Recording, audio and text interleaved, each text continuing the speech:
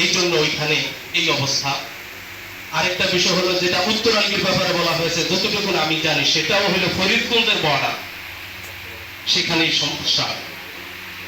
তবে আমি ইতিমধ্যে যতটুকু জানি গ্রেপ্তার হয়, এক সপ্তাহ পরে আবার চলে আসে, জেলে যায় চুরির দায়, আয়সা করে ডাকাতি, যায় গাঁজা খাওয়ার দোষে আয়সা ইয়াবা খায়, সে নেটওয়ার্ক আরো তৈরি করে আসে। তো গ্রেপ্তার হলে যেন যথাযোগ্য শাস্তি সে পায়। এবং আমাদের প্রধান অতিথি মহোদয় রয়েছেন, কোন রকমের কোন দলের পরিচয়ে, ব্যক্তির পরিচয়ে, মামু খালু কারোর পরিচয় সে যেন গ্রেপ্তার থেকে এড়াইতে না পারে, এটা আমাদের আজকে জোরালো দাবি। এবং গ্রেপ্তার হওয়ার পরে কোনোভাবে যেন সে ছাড় না পায়। দৃষ্টান্তমূলক যদি একটা দুইটা বিচার হয় তাহলে আর মাদক থাকবে না।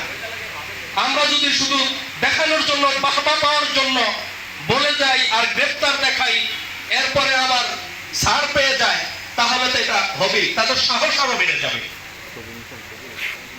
সম্মানিত উপস্থিতি, কার্যক্রমগুলি সঠিকভাবে সুন্দরভাবে চলুক, দিন দিন উন্নতি হোক, অগ্রগতি হোক, এটা হলে কোনো না কোনো ভাবে আমরা সবাই উপকৃত হব।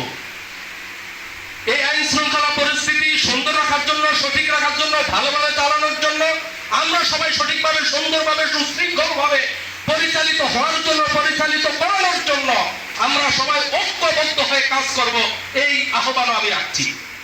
আমাদের কিছু প্রবাসের গল্প করে, সেখান থেকে আমরা জানি ওই দেশের জনগণ ভালো মেনে চলে, এই জন্য ওই দেশের আইন শৃঙ্খলা পরিস্থিতি সুন্দর, পরিষ্কার পরিচ্ছন্ন।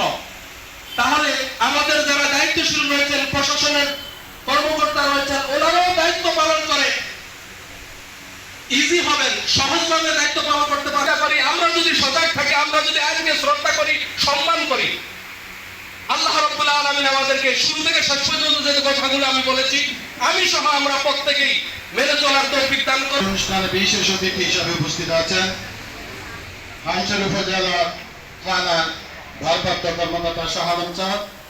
আজকের অনুষ্ঠানে বিশেষ অতিথি হিসাবে উপস্থিত আছেন, দৃষ্টি আকর্ষণ করছি, আমাদের এই 5ই আগস্টে হাইমচরে কিছু ঘটনা ঘটেছে। আমরা 6 তারিখে হাইমচর উপজেলা বিএনপি বিপ্লবী সভাপতি আমিনুল্লাহ ব্যাপারী এবং মাদার ইসলাম শফিক ভাইয়ের নেতৃত্বে 6 তারিখ থেকে আমরা যুবদল, ছাত্রদল, স্বেচ্ছাসেবক দল সহ হাইমচর উপজেলা কোথাও আমরা